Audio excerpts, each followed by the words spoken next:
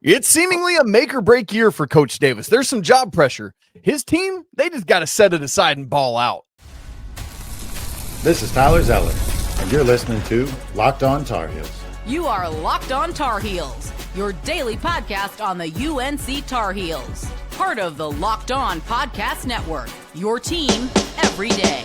Hey there, what's up? It's Thursday, August 21st, 2025. Welcome into the Locked On Tar Heels podcast, the only daily North Carolina show out there.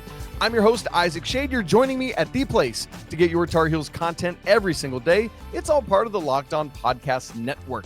Thanks so much for making us your first listener watch to get your Thursday going the right way.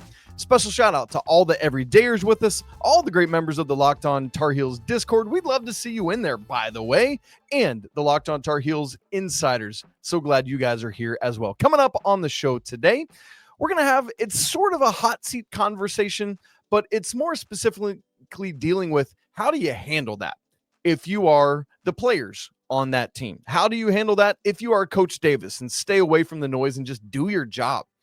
And in this day and age, boy, have things turned quickly. Coach and I were joking before we got going. You don't even get hung in effigy twice. You're lucky to get it done once, in a Coach Smith reference. Are we pulling the trigger too quick in this day and age? That's the question. Joining me today on the show to have those conversations is a coach, our man, Coach Bill Robinson, the head coach of the Milligan University Buffaloes and a 2-decade veteran of Carolina Basketball School. In fact, he's written a great book about it. I'm holding it up. He is as well. Carolina Basketball School, History, Stories, and Drills. You can get it on Amazon. You can get it direct from Coach. And in fact, if you do that, he'll maybe even sign it for you. Coach, I've started school at my college this week. Have you guys started at Milligan yet? New guys come in Saturday, and then returners come in Sunday. And found an interesting fact. One of our new kids, Luka Horvatic is his name. He's from Croatia. Horvatic. But Luka's been here most of the summer, and he's actually from the same club team as New Ivan is from Croatia. So they know each other. Their buddies have been texting back and forth. So hopefully we'll try to get them connected here at some point during the school year.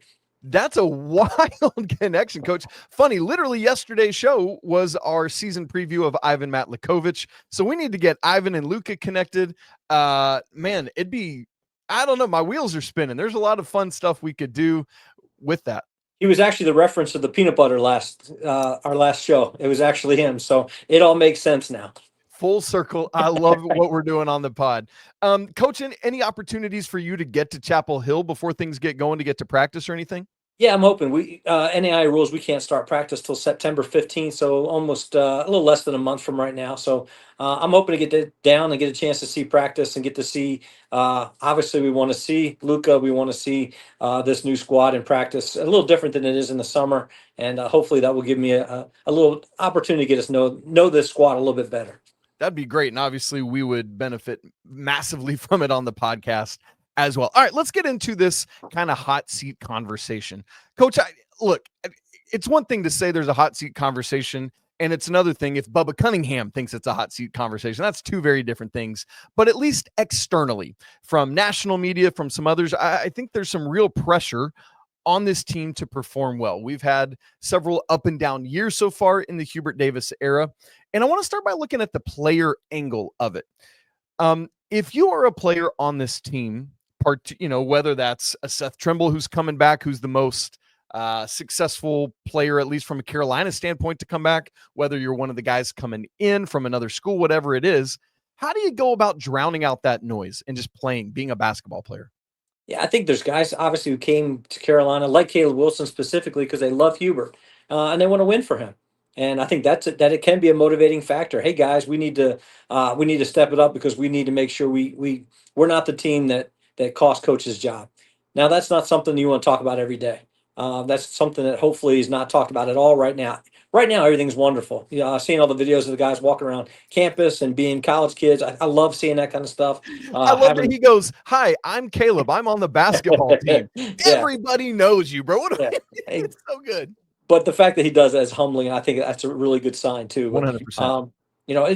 Right now it's all excitement, and it should be excitement. It shouldn't be talked about at all. So I don't think the guys are thinking about it. The guys just want to play. They want to have fun. It's the best times of their lives. So let's just focus on what we need to do on a daily basis to become a better basketball team.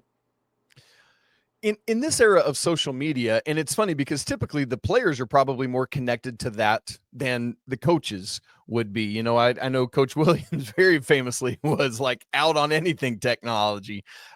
They're going to be hearing that. No, if it starts cropping up again, they're going to hear it probably more than Hubert or the rest of the staff would be. Like, is that then something you as a coach address with them of like, what, because I know usually it's like, hey, you got to stay away from the noise about you, right? Like if you as a player are getting trashed, but how do you help them stay away from noise about you as the coach?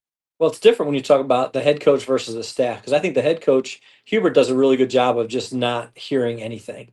He knows. I mean, there's no, I mean, he knows from his meetings and from, you know, he doesn't need, to watch the podcasts or read the articles. But the staff knows. And I think the staff will read, and the staff is more concerned. Use Jack Frost as an example, one of my former assistants. He was at Stanford. They got fired. He had to move. Got a job at University of Denver. They got fired. He had to move. Now he's at LSU.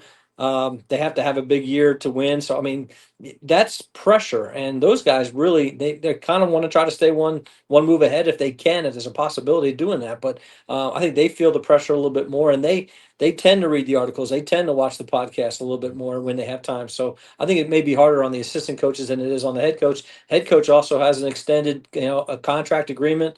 The buyout I mean, I don't think Hubert, if something does happen, Hubert doesn't need another job. He's not going to move. He's got his forever house. He's got his forever spot. He's pretty well set. It's the assistants that I worry about. Man, that's a good word. So let's stay in that lane then, right? Like you talk about these guys be like at LSU, like if you are them, or in this case, if you're Sean or Brad or Sully or whomever, do you talk to Hubert about it? Do you talk to the players about it? How would the assistants handle that? I think they keep it internally with the assistant coaches. It's something they may talk about at lunch, or they may talk about, on the road if they're traveling together. But I don't think it's something that definitely you don't talk about with the guys. The guys don't want to see any sign of a crack in the confidence of your coaching staff. It's important that coaching staff stays as loyal, I think is the biggest word, loyal to Hubert and to everything that's going on. And there's not a shade of anything negative. So I think that's when they can, behind closed doors, they can talk about a little bit, but nothing in front of the guys, and obviously nothing with Hubert. They're going to stay loyal to him, and Sure. it's not something that they even talk about. They're just focused on game one. If you're Hubert, is there any point at like legitimately, if you were Hubert Davis and you were the one making those decisions, would you ever have a conversation with the guys to say something in the vein of, look, I know you hear the noise and whatever, blah, blah, blah. I don't want you to worry about it. I want you to turn that. Let me deal with that. You guys just do what I'm asking you. Or even is that too much in a bridge that you wouldn't cross? I think that's only if as a response to a question somebody asked him. Gotcha. If one of the guys or the guys in a meeting or something, hey, brought this up, said, hey, we got to do this, and Hubert's going to say, don't worry about me, and you guys just focused on you. He's a man. He's been through this. He understands the role that he's in, and he doesn't want anybody else to have to carry that burden. As a Christ follower, he knows that God's got this in his hands, and he's going to take him wherever he wants him to be. And if that means 10 more years at Carolina, or if that means this is the last year, he's very confident in his faith that that's what is going to happen. So he's not worried. Every time I see him, he's bouncing around and very energetic about the season, and he's super excited about the squad he has coming in right now. Good. And as you said, there's all these videos. The guys are ready to play and ball out. And if do it for coaches a rallying cry, so be it. But hopefully they don't even need that. And they just go take care of business. And this is all a moot point. Now, we're talking here in this segment, Coach, about the player angle of it. I want to shift focus and look at the Coach Davis himself angle of it. How does he tune it all out? How does he shield his family, Miss Leslie, his sweet kids? Of course, one of his unique angle, one of his kids is on this team, right? And how does he just do all that and do his job? We'll look at that side of it in just a second. Right after I tell you about Rougiet. Guys, you've probably heard of Viagra or Cialis. Maybe you've even tried them. But if you're looking for something beyond the usual pill, it's time to meet Rougiet Ready. Rougiette Ready is a next-gen prescription treatment designed to amplify arousal in the brain and boost blood flow. Unlike the usual pills that can take hours, Rougiette's 3-in-1 formula dissolves under your tongue and kicks in fast, on average in just 15 minutes. Effects can last up to 36 hours, so you can stay confident and in control for when the moment is just right. If traditional options haven't worked for you, Rougiette may be the answer for you. Over 150,000 men have already made the switch. I love that it's completely online. Rougiette connects you with a board-certified doctor and ships your shipment discreetly to your door. So head to rougiette.com/lockedoncollege and use code lockedoncollege to get 15% off today. Again, that's rougiette.com/college and use promo code lockedoncollege for 15% off. Individual results may vary with prescription treatment. Compounded drugs are permitted to be prescribed under federal law but are not FDA approved and do not undergo FDA safety, effectiveness, or manufacturing review. Please visit the Rougiette website for full safety information. Coach, we're having a conversation today about hot seat or job pressure that might be applied to Hubert Davis this year. Again, we are very much acknowledging that noise is all external. We haven't heard anything from Bubba Cunningham about that. And let's be honest, that's the person that matters, right? So with all these hot seat conversations surrounding Coach Davis, though, Coach, we don't want to just turn a blind eye to them. We want to have conversations even when it's difficult to do so. So if you're Hubert Davis, and maybe you know this directly from him, or maybe you're just guessing, but how does he drown out all that noise? Yeah, his inner circle is really small. I think he and Leslie spend a lot of time together, and that's where he can talk about things. In public, he has a very positive, upbeat, and that's just the way he always is. And even when I've talked about tough times, he's always said, I'm great, things are good." And I think that's more of a sign that I'm not in the inner circle. I mean, he really keeps that for a very small group of people. So I do think it's something he doesn't talk about in the office, doesn't talk about to people outside. He keeps it in the home. Now, when your home has one of your players in it, I think that's part of it's just an interesting scenario. I had my son played for me for 5 years with a redshirt year. We just got to the point where we just didn't talk about business at home. And I know Hubert's talked about that. He wants to be dad at home. Let's talk about dad stuff. Let's talk about classes. Let's talk about your relationships. Let's talk about the Yankee game last night that they hit 9 home runs. And let's talk about something fun. But I don't think he sits there with Elijah and really wants to talk basketball at home. I think they'd really try to keep that a very very firm line of what's home stuff and what's dad stuff and what's coach stuff. Yeah. And I would imagine, like, I'm trying to think of my own kids, or I'm trying to think of Willie for you. It's like, I would imagine Elijah feels the weight of that because he wants to take care of dad. And I'm sure that if he ever came to him and said, Dad, are you doing okay? They would have that conversation man to man, father to son. But yeah, I think it makes a ton of sense to draw some clear lines of demarcation between those two things. That makes a lot of sense to me. Coach, there's this weird thing with it because the way you keep your job is to be successful, but it's hard to be successful if you're potentially consumed with all the stress. And then it becomes this vicious cycle where it's self-fulfilling, or like, I'm worrying about getting fired, so now that's making it tougher. Now it's going to make me get fired because I'm not being successful. How do you stay out of that cycle and just do your job? Yeah, I think just getting buried in your work helps. Also, having to have some kind of outlet. For me, and we've talked about this, it's fishing. It's just walking the creek. I don't necessarily have to catch something, but I just got to be outside and away from people. That's my quiet time, just to be able to get away from everybody. Hubert has to have something like that. I don't know what it is. I know he likes movies, whether it's at movies at home. It's hard for him to go out to the movies, but just just to be able to get a good meal from Lucha Tigre and be able to hang out at the house, I think is what he really likes to do, just spending time with his kids. But there is a time you just have to be able to get away and be alone. And that's really hard for him to do. I think it's a lot harder than what he anticipated. One thing we've talked about multiple times is just being on all the time. And he can't get away from his phone. He can't get away from the responsibilities of being the head coach at the University of North Carolina. It just is very different than being an assistant, very different than being a head coach at Milligan. I have no problems going to the mall, to the movie theater, or to a restaurant. I don't have to worry about any of that stuff. And that's why he gets paid what he gets paid, and my responsibilities are different. And I know my recruiting's different. I have to recruit a different type of kid, and a kid that obviously wants to be here and can make it academically and wants to be at a Christian college. His is all about winning, and that is a very, very different responsibility. I would imagine for Coach Davis, and you kind of alluded to this, that you talked about that inner circle. The most innest of the inner circle is Leslie.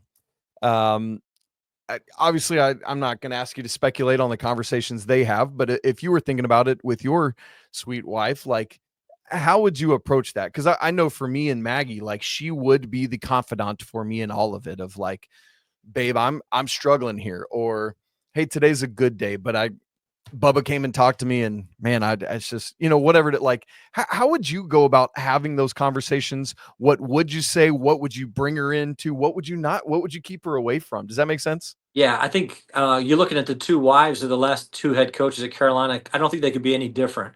Both very fiercely loyal to and loving their husbands. Wanda, I think, would be on the side where she's so protective of him that she never really allowed herself to get out to know a lot of people. Leslie's very different. She wants to know everybody. And I mean, she loves and hugs and gets it. And Wanda's not the fact that she's still love on the team, but her circle stayed within the team. I think Leslie really has the ability to kind of go outside and just be very friendly to everybody. So I think that can be a little dangerous sometimes. I think Wanda's probably had the right way to be able to protect Coach Williams the way she did. But I do think they're I think, and what I'm trying to get to say is, I think Leslie sees more of what's going on, and that would concern me a little bit more. I think she probably hears more and sees more than Wanda did, and allows herself to be out there and be in more groups. But I think the inner circle conversations, I think Hubert knows what he wants to talk about, what he doesn't want to talk about. I think Leslie's very protective of that.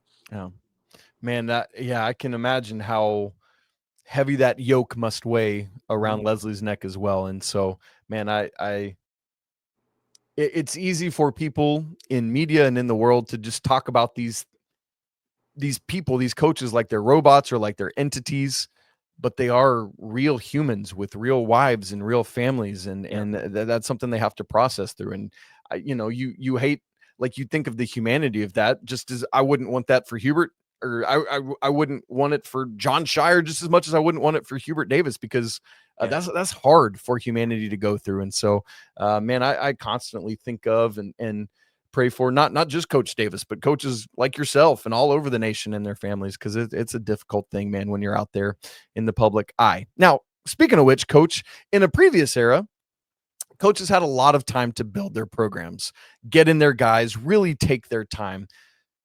But now seems like things are starting to change in this portal era in Division I. Are we pulling the trigger too early on hiring and firing decisions, or is it right in this era? I want to get coaches' thoughts and viewpoint on that. Coming up to wrap the show in just a second.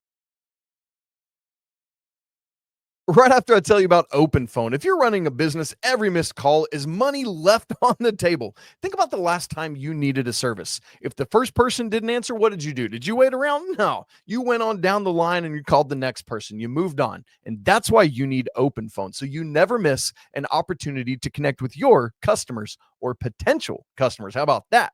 Open Phone is the #1 business phone system designed to streamline and scale your customer communications. Do you juggle two phones just to keep business and personal calls separate? Open Phone solved that instantly. Your whole team can share one number and respond to customers like a shared inbox. No more, you got that? Who's got that? I got, okay, cool, right? No, we know because we've got a shared inbox. And the AI agent handles after-hours calls, answers common questions, and captures leads so that you never miss a customer again. See why over 60,000 businesses trust Open Phone. They're offering Locked On listeners 20% off your first 6 months at openphone.com/lockedoncollege. Again, that's openphone.com/lockedoncollege. They'll even port over your existing numbers for free. Open Phone. No missed calls, no missed customers. This episode is also brought to you by our friends at Prize Picks, which is the daily fantasy platform to let you turn your football predictions into real rewards. The preseason is already heating up and college football is not far behind. Whether you've got your eye on big name quarterbacks or breakout running backs, Prize Picks makes it easy to get in the game. Prize Picks is simple to play. You just pick more or less on 2 to 6 player stat projections, and if you get those picks right, you can cash in and win up to 2,000 times your money. I've actually been using Prize Picks for a few seasons now, and I love how simple it is. I can get a lineup in or some more or less picks made before my coffee even finishes brewing. Prize Picks puts their members first, so all withdrawals are fast, they're safe, and they're secure. So download the Prize Picks app today and use code LOCKEDONCollege to get $50 in lineups after you play your first $5 lineup. Again, that's code LOCKEDONCollege to get $50 in lineups after your first $5 play. Prize Picks, run your game. We've been talking today, Coach, about some job pressure, some potential hot seatness for Coach Davis. I imagine when we start getting hot seat lists, we're getting them for football right now. When they start coming up for college basketball, I imagine we're going to see Coach Davis's name on those. But I want to now zoom out just kind of to a general level to have a conversation about how NIL and the transfer portal and now the House settlement is affecting the occupation of head D1 basketball coach. We were joking beforehand. I mentioned it. You know, there was a day and age where you had a long time to really get your guys in, make the program yours. So much so that, you know, there were multiple occasions where Coach Smith famously was hung in effigy. Let's go down the road to another very successful basketball coach. Things did not start very well for Mike Krzyzewski at Duke, right? Like in countless examples around the country, but those schools stuck with those guys. And I think that both our Tar Heel fan base and the Blue Devil fan base would be very, very glad for the administration stuck with Coach Smith and Coach K respectively. Coach, are we missing it now in this era where because you can change your personnel and your roster so quickly, there's a lot quicker trigger? Yeah, my example has always been John Wooden. John Wooden was at UCLA for over 10 years before he won his first championship. People don't think about that. They just think about all the championships. They don't realize how long it took for him to win that first one. I think the model is more like the NBA model when you're talking about paying players. And I mean, let's be completely honest. It's free agency with this whole transfer portal, and it's completely changed from amateur athletics to more like pro athletics. So when the pro model starts, the head coaches are the same way. If you look at the NBA, how many of the coach of the years over the last 6 years? Yeah. I think 5 of them have already been fired or whatever it is. It's win now. You have to win now. My son-in-law Greg's he's from Kentucky. He's a huge Kentucky fan. I still let him marry my daughter, but you know, I read some of their stuff just so I can have conversations with them, and they're talking about the roster that the Pope's got up there, that it's win or bust, win a championship or bust. And you're like, you can only have one team win. So when everybody's got these ungodly expectations, somebody's going to lose. I mean, somebody's not going to make the Final Four. Somebody's not going to, you know, be able to fulfill the potential of that program. But the problem is people have given so much money saying, well, if I give this $10 million gift, we need to win a championship, you know, and it's just not reality. And it's not fair. So it's going to be really interesting to see what happens. It's going to be very, I'd love to see that article when it comes out of who's on the hot seat, because it's going to be a very interesting basketball season. And one of the things that goes in with the specific avenue you just went down there is the college basketball postseason is so wild and unpredictable because of the one-off nature of having to win 6 straight, not series, individual games. Yeah. While relying on 18 to 22-year-olds to do that. And so it's like, I feel like and I understand it, but even just making a Final Four, the odds of that, even for the very best teams, are so low because of the nature of the NCAA tournament, that to rely on hiring and firing decisions based on NCAA tournament results feels so insane to me, rather than let's look at the entirety of how you've done over the course of a season. But if you overperform, or if you perform well in season, but you underperform in the postseason, Coach, that's it, and you're done, right? Yeah, and go back to my era, go back to my high school times when 1985, you got Villanova versus Georgetown. If they play a best of 7 series, Georgetown wins 4-1. But Villanova won the one that mattered, and it's just there's so many, and luck comes involved, in injuries come involved with just so many things that coaches can't control. You need to have that kind of relationship with your boss, with your AD, with your president, that you have a really honest and open, conversation about what the expectations really are.